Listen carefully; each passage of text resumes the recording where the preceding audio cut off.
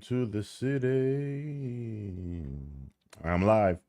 I'm live, people. I'm live. You can hear me. I'm live. Good evening. I'm back once again. It is what 11. This stream won't be nearly as long as the previous stream. I'm tired. My eyes hurt. I need to be in bed. So don't expect a super long show.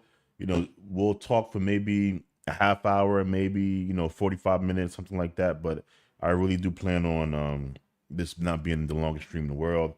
But I do want to talk about the DDG and Halle Bailey situation because I think people don't really understand domestic violence. They don't understand relationships where parties have been accused or are accusing the other party of getting physically violent.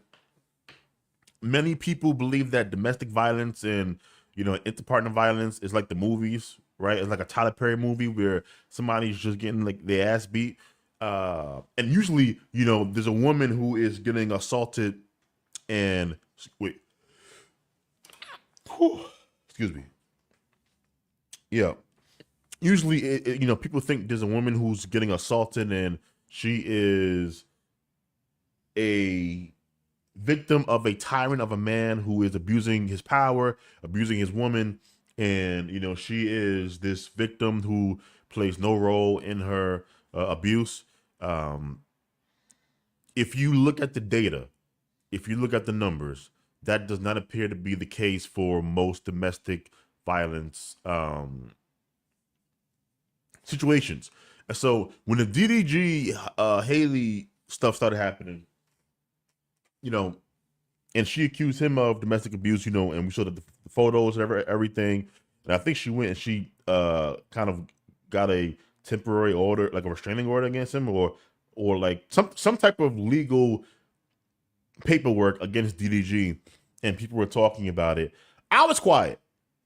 And I was quiet because, again, knowing what I know about the actual stats and the data, I knew there was definitely another side to the story. And if that side ever got out, it would spell, ruin is not even a word. It would, a lot of people would end up with egg on their face. And a lot of people right now are having egg on their face, though many refuse to, see it. You have many people who kind of took a Haley side in the beginning. They kind of crashing out with the story. But again, domestic abuse, interpartner violence, the numbers say that the overwhelming majority of these cases are bilateral or bidirectional, might be a better word, right? Where both parties are abusive and there's no clear kind of perpetrator or aggressor. You kind of have two people in a relationship who, put their hands on each other. It's unfortunate, but that seems to be kind of, I think it's almost half. And I have some numbers here that I'm going to kind of, get into in this next half hour, 45 minutes. But I want to start with the actual DDG, filing, because it came out today. And let's see if I can get this up on the screen. Yes, I can get this up on the screen. Here we go. All right. Put me down here. Okay, so if you look over here, it says DDG has filed for an emergency court order to block Halle Bailey from taking their child to Italy.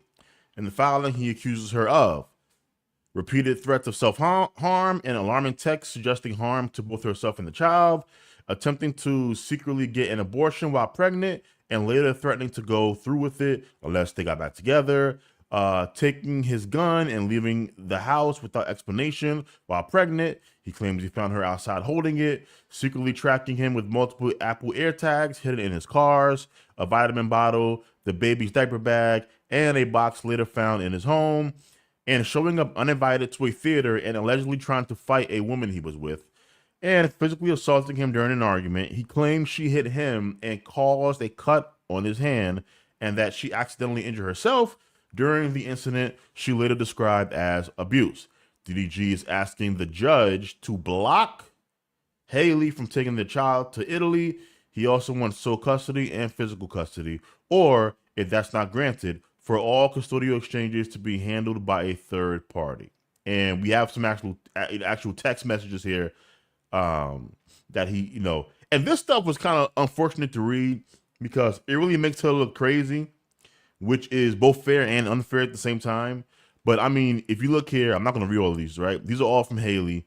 And, she goes multiple times saying that she's going to kill herself tonight, that she hates him, she's clearly accusing him of cheating with this girl named Lala. I think Lala is like another streamer. I don't know all about the streamers, so forgive me if I got that wrong. Answer the phone. And these are all from like years ago. As you can see by like the timestamps, like these are from like 2024. These are from 2022. These are from 2024, right? So these are, at least a year old and even older, these text messages, right? Yeah. And, it's unfortunate, right? And many people, some will say that, it's kind of low for DDG to kind of release this material. I think he kind of had no other recourse, really, right? Because, again, according to him, he ended up losing a lot of sponsorships deals and everything when the initial accusation from Haley hit the timeline, when she accused him of abuse, when she released the pictures, the images of her bruised and her chipped tooth and whatnot, and so that was really damaging for him in the court of public opinion, right, which is separate from the court of law, right? In many ways, a lot of our laws that we have on the books and the way that we kind of adjudicate certain things, these don't really help with the current speed of technology and the internet. Because if you're a public figure like DDG, you have to worry about the court of public opinion and you have to worry about the actual court of law, right? He has to worry about both because he earns his money primarily by streaming, being a public figure, which means that how he's viewed by the public is like that is the foundation of his entire business. So it matters. It matters, right? And you might think this is low for him to kind of, release these text messages. He probably would view it as him fighting back because she's painting a narrative that he's this abusive monster. And, his story is that, hey, I'm not. The one who is abusive is her. She's the one that's abusive, right? Now, again, we're going to get into what the actual studies show, what the data shows, because my personal opinion, I think DDG and Halle Bailey were in a very tumultuous, toxic relationship where they were abusive towards each other, right? So I believe Halle Bailey has, put her hands on DDG. I believe DDG has probably put his hands on Halle Bailey, right? Again, I know that's not going to sound like the greatest, but I can't come here and lie, right? If the numbers say that most of these relationships are bilateral, it means that, or bidirectional, it means that, statistically speaking, it is more likely that DDG and Haley were both putting hands on each other than it is that either one was solely putting hands on the other one, right? Based on the numbers. So again, I believe she's probably telling the truth when she says that DDG, put his hands on her, but I believe she was also putting her hands on him, right? And now because they're in a custody dispute, things are getting leaked, text messages are getting exposed, images are being put out there on the internet with no context, right? Like custody is a dirty game. Right? It's very unfortunate that they find themselves in this predicament. It's dirty. It's ugly. I believe this is going to get uglier, right? Because, there's the rumor that Haley has some like footage from a ring camera, right? Of DDG acting crazy, which again, I believe she has that, right? I believe when she kind of, leaked those pictures of, the bruises and like her chipped tooth, whether those pictures were like, misleading or out of context or not, I believe that was her warning shot to DDG, right? And I believe that DDG, by filing this junction here, trying to stop her from leaving the country and releasing these text messages, I believe this is him sending a warning shot or like a little jab at Haley, right? So both of these individuals, have, more evidence, so to speak, right? Things that, could be really damning for the other person. I believe that DDG is probably on some ring camera footage and it doesn't make him look the greatest, right? He might be grabbing that girl, pushing that girl, yoking her up, cursing, whatever. It'll make him look like the crazy black dude, right? But, and I've been thinking about this, as I was getting ready for this live stream, right? If Haley does have that evidence and she's not like releasing it immediately, it makes you kind of think, okay, well then what does DDG have, that it will show Haley in this horrible light, right? Because like, why not release the footage? She has the footage. I believe she has the footage of the ring camera. Why not just release it?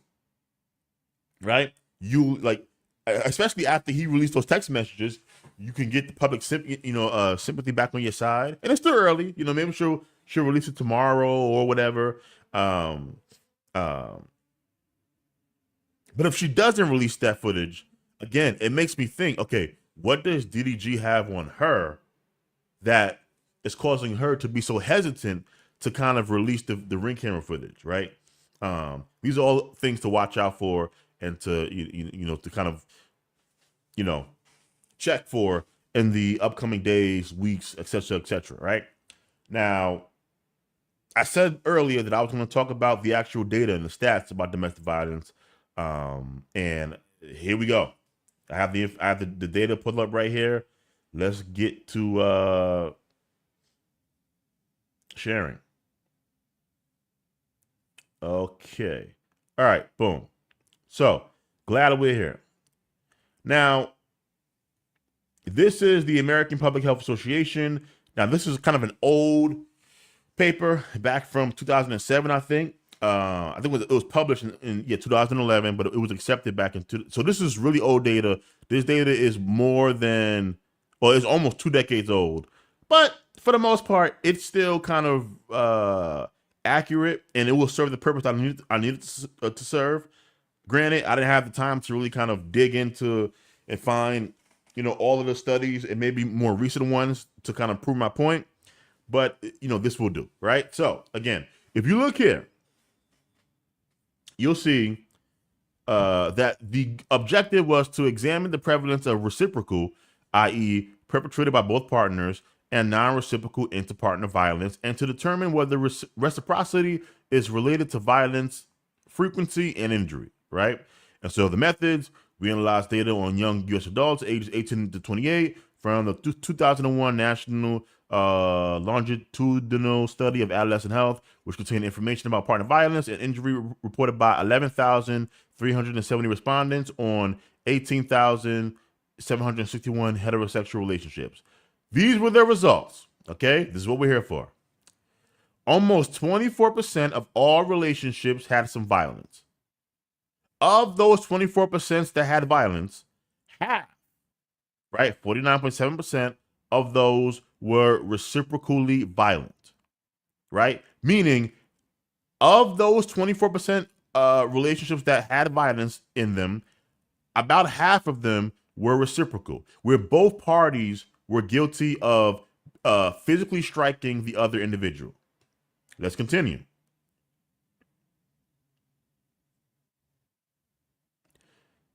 In non-reciprocally violent relationships, women were the perpetrators in more than 70% of the cases. I'm going to read that again. In non-reciprocally violent relationships, women were the perpetrators in more than 70% of the cases. Reciprocity was associated with more frequent violence among women, but not men.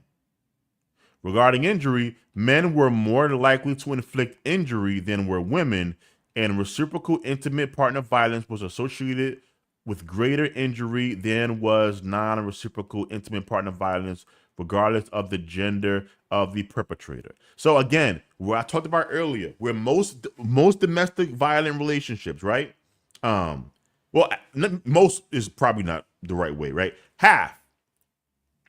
Right now, most most would be applicable if I was saying that, women play the larger role in domestic violence. That would be an accurate statement. But again, in half of them, by this study here, back from 2006, published in 2011, in half of them, it's reciprocal. You have two people that are hitting each other. The man hitting the woman sometimes, the woman hitting the man sometimes. There is no clear aggressor. There is no clear victim. You have two people who don't know how to regulate their emotions. They don't know how to have conversations. They allow themselves to get to a point where they physically strike their partners. That's half of the violent relationships, right? In non-reciprocals, right, meaning in the relationships where there is a clear abuser and a victim, it is usually the woman who is striking first and who is striking more often. Again, I said it earlier. We have this idea of kind of this movie, TV view of domestic violence that is probably based off of, what used to be the case maybe 100, 200 years ago, right? Where dudes might have been just smacking people up, women upside the heads, and, marital rape was an issue. Right. And so I don't deny that there probably was a point in history, not probably, there definitely was a point in history where domestic violence looked different than it does today, where men were absolutely probably the perpetrators in most cases, and these relationships were not bilateral or bidirectional, right? But that's not the case now. And we kind of have to start getting to a point where we can, look at the data and the evidence that we have now to have, to be the context in which we have these conversations, right? It ain't 100, 200 years ago. We live in 2025. So again, I knew this already though, right? I stumbled on this information years ago I'm sure I was on the podcast discussing some other domestic violent situation. And, all you do is you look into the data, and when you find these things and you be like, oh, wow, I never knew that. How come no one ever told me this before? Right? Like, the data is there, the information is there, but no one, chooses to like, speak about these things on a grander scale. So yes, if you have a homegirl or your sister or, any woman in your family, any woman that you know, and she's coming to you about a domestic abuse situation, chances are either she is the one that is initiating it most of the time, or best case or worst case scenario, she and the man are mutual combatants. Now, again, is it worse for the woman? Absolutely, because of the physical differences, right? Men are significantly stronger than women. So, of course, if there's a relationship in which two people are hitting each other, right, mutually, yes, the woman is going to like take the worst part, of this like she gets the brunt of the abuse because men are stronger, men hit harder. So yes, women are more likely to be injured. They're more likely to be sent to the hospital, right? And as a result of domestically abusive relationships, but that is still not the same as who is the violent ones, right? Who takes non-physical relationships and makes them physically violent, right? Women play a huge role in this. But we have, I kind of have some more information for you from the National Institute of Justice, because this will actually, this actually answers the question I asked earlier, as to how come we don't hear about this. It's because people keep rationalizing it, people keep excusing it, and you kind of see that in this article here, right? So it says, are men and women equally as likely to be victims or offenders, right? The National Family Violence Survey found nearly equal rates of assault, 11 to 12%, by an intimate partner among both men and women. If so-called minor violence, such as pushing and shoving, is excluded, the rate is around 3%. So again, they're saying, yeah, we did find equal rates of assault, but if you remove minor violence, right? So if you remove, who does the most pushing, if you remove who does the most shoving, it actually goes down to 3%. right?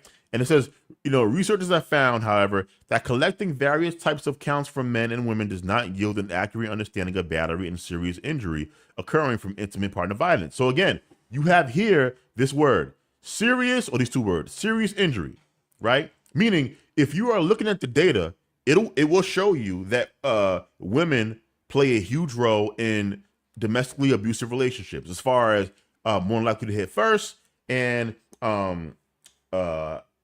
in a reciprocal domestic violent relationship, it is just that, reciprocal. Both parties are hitting each other, right?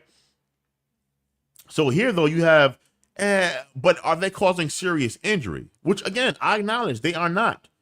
A man hitting a woman and a woman hitting a man is not the same if you are judging by impact.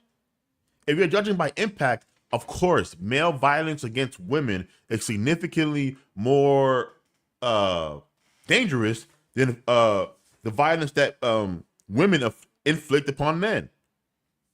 Not arguing that, totally agree, right? Totally agree. But again, back to the rationalization. National surveys supported by NIJ, CDC, and BJS that examine more serious assaults do not support the conclusion of similar rates of male and female spousal assaults. These surveys are conducted within a safety or crime context and clearly find more partner abuse by men against women.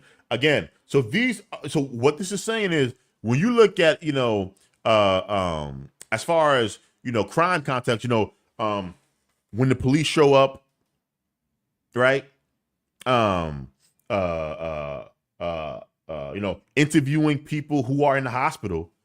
Yeah, we find that the abuse that men inflict among women is significantly more serious, which, again, it is.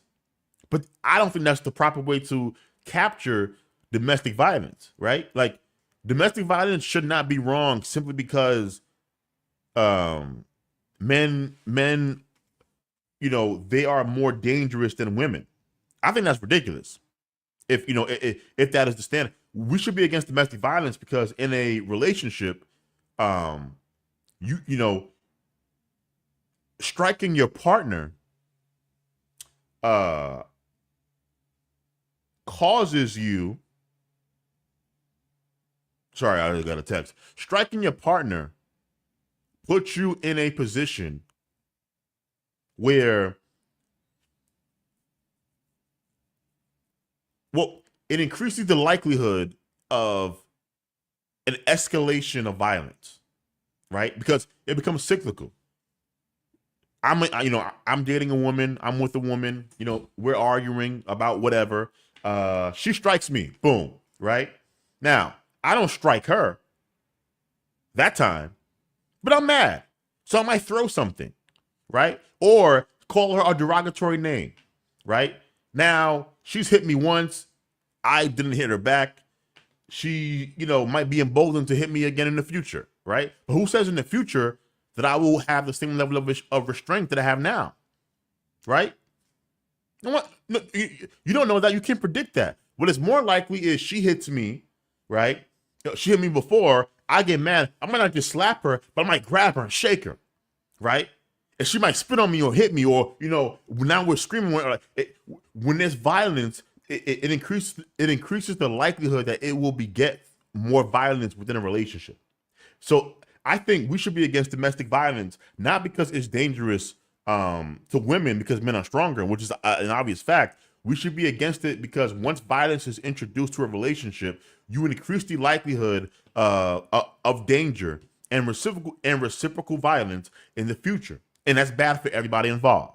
Now let's continue here. For example, NVAWS found that women are significantly more likely than men to report being victims of intimate partner violence, whether it is rape, of course, physical assault, or stalking, and whether the time frame is the person's lifetime or the previous 12 months.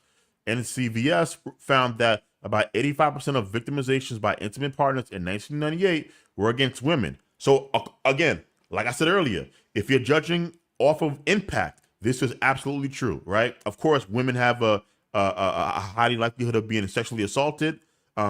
They don't have a high likelihood of being physically assaulted. The difference, though, is they are more likely to be severely hurt by the physical assault. So again, if you're only looking at crimes that are reported, or talking to women that end up in the hospital, yes, overwhelmingly, you would expect to see more female victims of domestic violence talking to police officers, or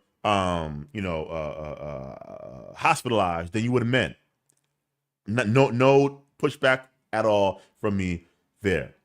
What else? The studies that find that women abuse men equally or even more than men abuse women, right, are based on data compiled through the conflict tactics scale, a survey tool developed in the 1970s. CTS may not be appropriate for intimate partner violence research because it does not measure control, coercion, or the motives for conflict tactics. It also leaves out sexual assault and violence by ex-spouses or partners and does not determine who initiated the violence. That is true, right? So again, we established earlier that if we're discussing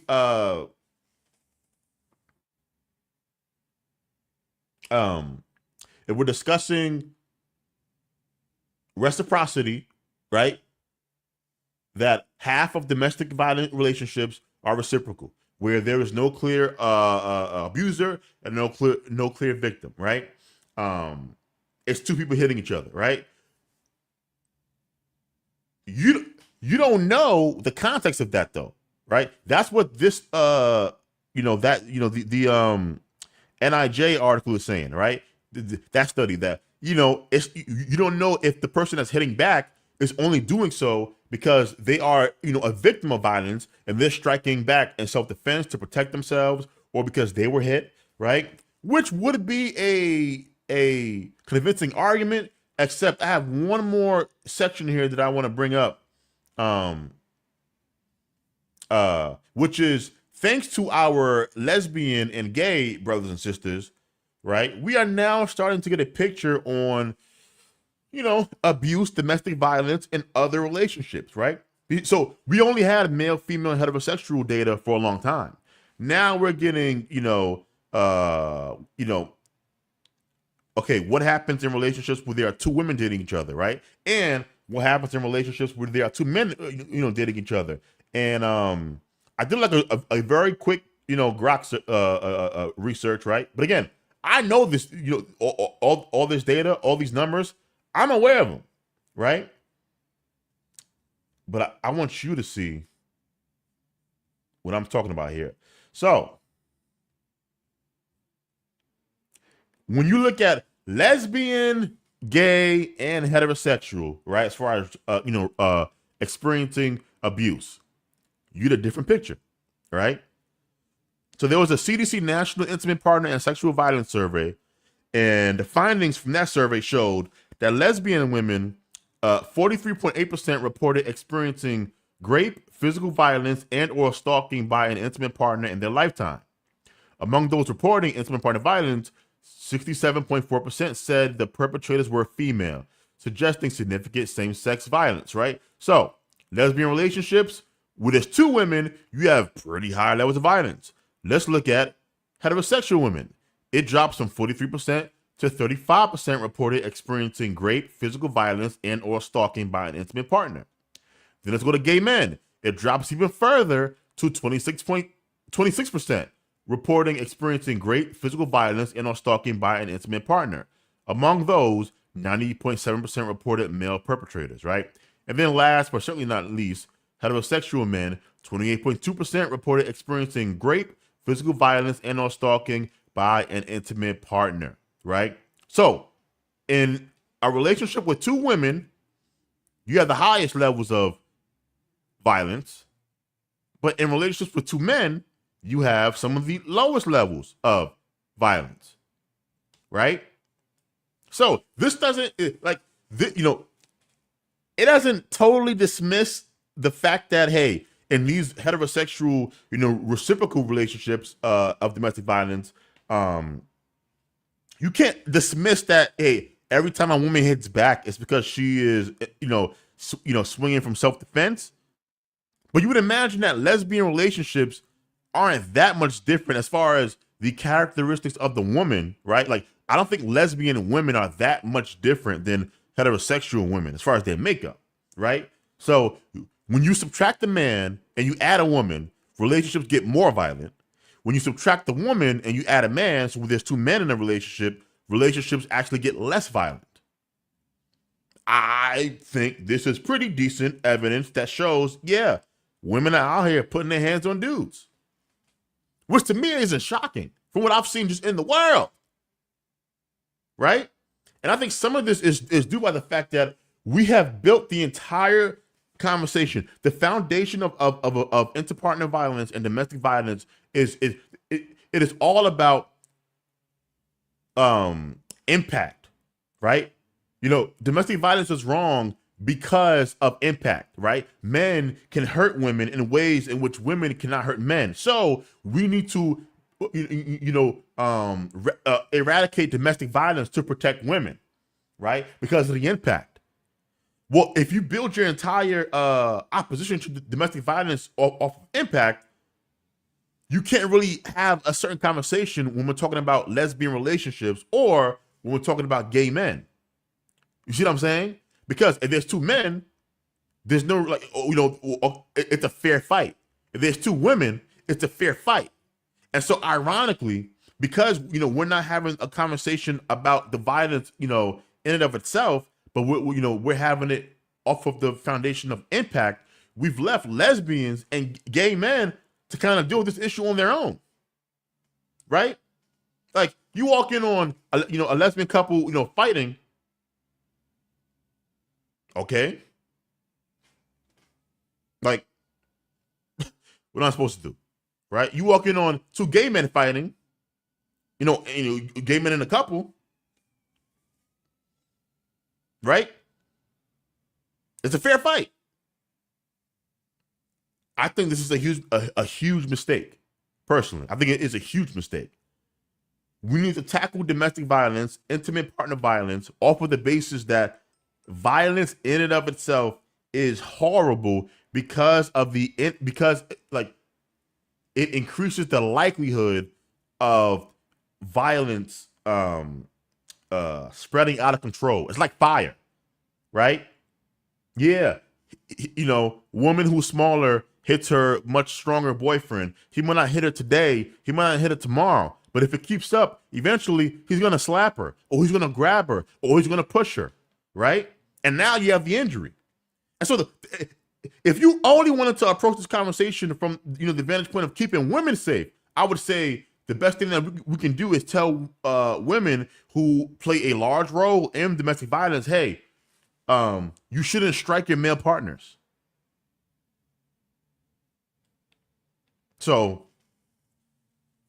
again, I'm sure this topic will come up again because unfortunately, domestic violence is, and intimate partner violence is far too prevalent in our society. It's rampant. Most of us know somebody who has been in a domestically abusive relationship. I definitely know that I know people that have. You know people that have, right? So I'm sure some other celebrity will find themselves in some type of drama, and we'll be back here because we can only have this conversation now through the lens of male boogeyman, right? Man bad, woman victim. Man bad, woman victim. We can have a real honest conversation about there's a lot of violence to go around, and a lot of violence that needs to be stopped from various parties, right? And women play the larger role based off of these studies, right? So again, I told you this was not going to be a long live stream because I have to go to bed. I'm tired. My eyes hurt. Thank you to the two people watching. I appreciate it. Y'all stayed for parts of this rant. This discussion. But I see you, and I want you to know that I see you, and I definitely appreciate you being up with me at 11:31 at night. So next time, drop a comment in the chat. Talk to me. I always love to have a conversation with people while I'm recording this. It helps me stay focused, and it helps you feel like you're not just sitting here wasting your time, right? So again, I have no idea when the next time I will be streaming will be. I have to find something that I care about. So until then, please have a safe night, a good night, and sweet dreams. Deuces.